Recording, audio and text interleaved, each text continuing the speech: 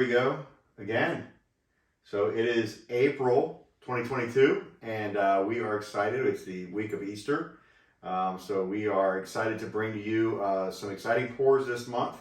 I really almost got super cheesy, and I almost introduced like different lines of rabbit hole for Easter. Yeah, that would have been cool. But actually, I kind of went back and I started tasting a couple of the rabbit holes I have, and then I needed to find something that they just don't have anything kind of unique enough, I think, for the Fox and Pheasant group just yet. And the one that they have that's more expensive, it's kind of a little bit different, is like aged in Cabernet barrels, and it just didn't feel right for Easter, so I wasn't going to force it. So I kind of started thinking about, well, like, what are things that I think we should really kind of go back and revisit and introduce both the Society and Fox and Pheasant Club to something different. And while I wouldn't say it's out of the spectrum of things that we normally drink, it is something completely different from what we've really poured so far, because it is, for the first time, not a bourbon. Yeah. Yeah, It is not a bourbon. So what we have for you for the month of April is Sazerac Rye. There's a ton of history in this bottle, and there's a lot of lore to this bottle. It is something that, if you've seen it, you probably have. And you might not even think, you're not sure what it is. You might know the cocktail. Actually, my go-to favorite cocktail, if I'm going out for a dinner somewhere and it's a nice place and I want to check out their cocktail scene, I normally start with a Sazerac personally. It is one of my favorite cocktails. So let's go back again to one of the tried and true, but one of the most collectible distilleries there are in the world, and that is Buffalo Trace. So Buffalo Trace, who makes all the things that we have liked and poured before, but you've got your Blantons, you've got your Wellers, you got your George T. Staggs, you got your Eagle Rares, you got Elmer T. Lee, you got Rock Hill Farms, you got, what am I missing? There's other things. The who's who of bourbon. Yeah, Buffalo Trace, of course. Yeah. You've got lots of layers in between there, and I know I'm missing a couple, but I'm just kind of going with it. But this is their rye. And while I think I kind of talk about it, everybody's kind of got their entry-level base rye. This is one that just doesn't here where we're at, where we live. You find this anywhere. And here's the cool thing. It's like a little over or right at $20. Yeah. And that is crazy. Because its big brother, just, another decade or so in a barrel, all of a sudden becomes part of Buffalo Trace Antique Collection and becomes one of the most desirable bottles, outside of the Pappy Worlds and all that kind of stuff. By the way, there's another Buffalo Trace for you. Oh, there you go. Don't forget about that guy. Don't forget about Pappy. So yeah, but I follow a lot of different kind of bourbon sites, and I know you do too, and a lot of them are just like guys who find stuff. And this is like a crazy one, because out in the Midwest, and I follow some other people that, like, when this thing drops, there's people that are out there and like, look what I found, and they put this out with their, I got a Blanton's and a Sazerac, and you're like, well, Sazerac, and I get that for $21. Yeah.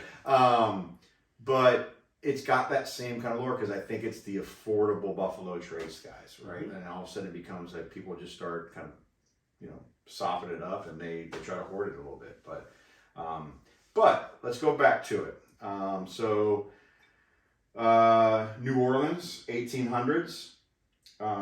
There are speakeasies operating as coffee houses. And that's where they're, the liquor's being served in coffee houses. And there was a Sazerac coffee house, that is what it was called, where they were making toddies with rye and some Pashad's bitters. And that was the birth of the Sazerac and the birth of cocktails in America. So America's first iconic cocktail made with the Sazerac, made with a rye at the Sazerac house, henceforth the name, the Sazerac Rye. This guy's delicious though. Mm-hmm. And I've been so long without it. And you remembered when we had it. You're like, I don't think I've had it. And we remembered, I think I brought it over once, but you don't really remember it, which will be fun. Yeah, it's going to be fun. Yeah, for us to kind of like revisit it. It's been at least a year or so. So, if you are not taking notes all the time, keep in mind, again, what makes a bourbon a bourbon? You recall? Are you asking me? I am. What makes it a bourbon? Yeah.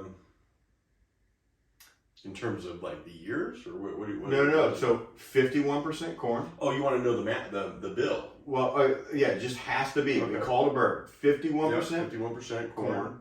Yeah. Aged at least 2 years in charred new white American I oak. thought it was 4. No, at least 2 years. Is it a minimum of 2 To years? be called a bourbon, yeah. Hmm. So at least 2 years in a charred new white American oak barrel. So you can't reuse barrels. Correct. And that's about it right now. Now that's the whole from Kentucky thing's done. That's about it. But mash bill has to be primarily corn. Rye, pretty much same rules.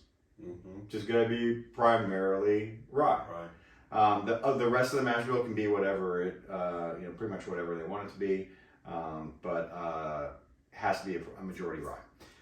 So you're talking about. Do we know what the percentage of rye is? I do not. So I'm not sure. I'm sure being Buffalo Trace, they usually have the number out there. We can look it up, and I'll do a footnote. I'll do a footnote in the message right here, right here. Right there. It's this percentage. Go underneath. By the way, if it's not, I'll put a parentheses. They don't actually disclose it. That's correct. You probably don't. On that. So, so here we go. Let's get this guy going a little bit. Oh man! And the first thing, even as I open it, it's one of those odd guys where it's first opening nose is bubblegum. Mm. And it's there. Mm-hmm. Now there's a little bit of alcohol in that guy, so by the way, 90 proof, like I said, Buffalo Trace Antique Collection, 18 year. So your George T. Staggs, your William LaRue, and by the way, George T. Stagg 2021 pulled from the shelf. You've got your Sazerac 18, you've got your Handy, Eagle Rare 17, and your Eagle Rare 17, right? That makes the collection. So, but yeah, presumably this is a 6 to 7 year bourbon. Yeah, 6 to It's gonna 7 be year, rye. 6 to 7 year aged rye, for $20 from Buffalo Trace. It's So unbelievable. yeah, it is. So you've got bubblegum cherry orange zest on the nose. And I'm telling you, once you let that alcohol kind of get out of the glass a little bit, the amount of bubble, like true, I'm getting Hubba Bubba, Yeah. almost like when you open a Topps baseball card deck back in the day. That's a good analogy.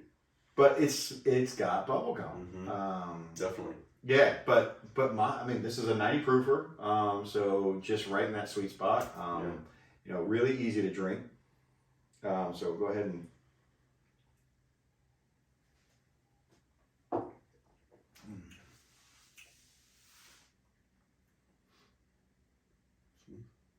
Yeah, it's definitely smooth. You got some cinnamon, like almost like a cinnamon disc cinnamon, because there's a little bit more heat. I'm getting like some black licorice or like a. Yeah, definitely got a licorice finish. Licorice finish to it. So sweet mint. So you've got some like a spearmint or a mint in the middle body, and then you start, because it's a rye, you get that little bit of a peppercorn kind of heat. Not spicy heat because it's hot. There's just a little bit more spice to the actual grain. So you're getting a little bit of a peppercorn finish.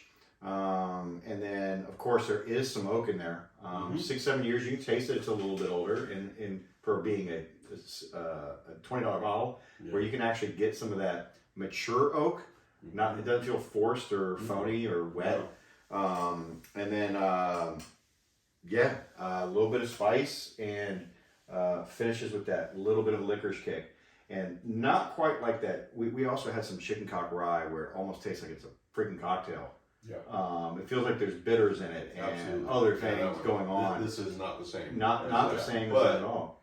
Delicious. Oh yeah. Very smooth, easy to drink. Yeah, this is a sipping rye. This is a cocktail rye for the price. Man, Absolutely. you can get a 175 gigantic bottle for like $35, $36. And it's just I think it's a good entry because the second you think that, okay, one, you're starting to like some bourbons, you're liking some different profiles, and you're like, yeah, I think I'm a bourbon person over a rye person. Well, you haven't had a lot of rye. This is a great one to go like, oh man, there's a whole nother world. There's a whole nother world out there besides just the bourbons that are just as collectible, just as delicious, just as historic. And you just kind of go like, oh man, we're going to have to get a bigger headquarters. Yeah, right. Well, and there seems to be kind of a rye movement going right now. I think I see the sections. A lot of stores now carrying a lot more ryes. Yeah, seems to be a resurgence. Believe it or not, when I really started getting into collecting some of the bourbons, rye was bigger than bourbon. Rye kind of had the first hit, I think. That's true. It's again because of the spice and stuff like that, probably a more cocktail friendly spirit. It's not as sweet often. Doesn't have that same caramel, vanilla, tobacco bomb a lot of the bourbons do. So it's really good for cocktails. And again, ryes have been really popular, but now you're starting to get like older and older ryes, and the whiskey market has exploded, which means the rye market has exploded alongside the bourbon market. So it's look, good older whiskey. I don't care if it's a rye or bourbon. Is expensive and hard to find now. But I thought this was going to be a really good time. You've had a bunch of different bourbons now and some things with finishes and different ages and different mash bills and a bunch of different things to kind of just open up like a very clean, straightforward rye that you can find. If you are starting to put together a little collection, this is one you should just have. You should have a nice, simple rye. You can find it, and it's going to be something that you can make different cocktails with, and maybe just sometimes sip side by side. Have a pour of bourbon, have a pour of rye, and start to taste the different profiles. And it's a really good, it's a non-shocking sip that you can sip side by a Buffalo Trace or an Eagle Rare or something like that, and sip it side by side, and you start to see what mash bills really do from a rye base, from a corn base, side by side. Because otherwise, it's the same distillers and it's the same processes and the same building. So you're getting a lot of other consistencies other than the mash bill. Well, I think it's so popular with cocktails too because it's actually really good on ice. Yeah. I mean, I think most ryes are pretty tasty on ice.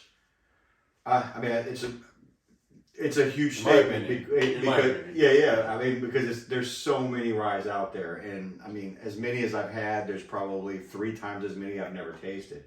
So,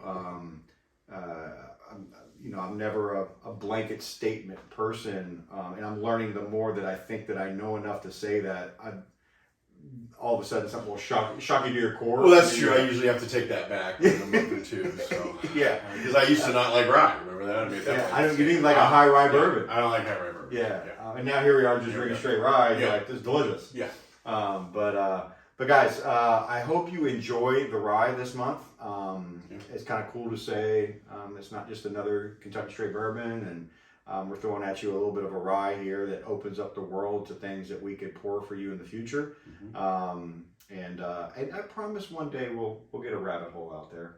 Yeah. It's an interesting. We'll take you down the rabbit hole. There's some really cool people that started that up, and as it starts to get a little bit older, them and Pinhook are both doing some things that I think down the road, as their bourbon ages a little bit, is going to be some pretty cool stuff. So absolutely. Well, guys, short and sweet. Sazerac Rye, an amazing history from an amazing distillery. Some cool New Orleans facts in there. Oldest cocktail in America, our first cocktail in America, but your first introduction to a true rye as well. Definitely go to your grocery store. They'll have it. Grab one, and then you can start folding in some rye into your cycle as well. So Cheers to you all, Cheers. guys. Have Happy a Easter. have a great Easter. Hope the Easter Bunny's good to you, and hopefully, And happy Passover. and happy Passover. If the Easter Bunny doesn't make it to your house, it's Savannah's fault. It could And be my Savannah's one of our daughter's most loyal watchers. Yeah, she is. She's so our I'm gonna number give her one a fan. shout out. Yep. If you get the Easter Bunny sick, and the Easter Bunny doesn't show up to my house, I'm coming after you. All right. Bye, guys. Have a Cheers. great night.